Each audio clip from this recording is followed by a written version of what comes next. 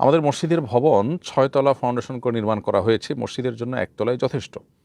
ওপর তলায় এতিমখানা করতে পারবো কিনা এবং সেখানে যাকাতের টাকা ব্যয় করা যাবে কিনা? উত্তর হলো, প্রিয় দর্শক, মসজিদের ভবন ৬ তলা নির্মাণ করেছেন। মসজিদের জন্য যে টাকা এসেছে, ১ তলা যদি যথেষ্ট হয়, এখানে যদি কোনোভাবে টাকা না লাগে, প্রয়োজন এটা অন্য মসজিদে লাগাতে পারেন, কিন্তু এটা এতিমখানা বা অন্য কোনো জায়গায় আপনি লাগাতে পারবেন না। কারণ নসল ওয়াকেফে কানাসিস সারা, দাতা যে জন্য কোনো কিছু দিয়েছেন সেই খাতেই সেটা ব্যয় করতে হবে। দাতার নির্ধারণটা শরীয়ত প্রণেতার নির্ধারণের মতোই হয়।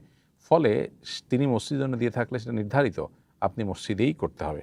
মসজিদের উপর থেকে নিচ পর্যন্ত পুরোটাই মসজিদ হিসাবে বহাল রাখলে সেটা ঠিক আছে। মসজিদের মধ্যে আপনি মাদ্রাসার কার্যক্রম যদি চালাতে চান, মসজিদের আদব ইত্যাদি বজায় রেখে সেটা করতে পারেন।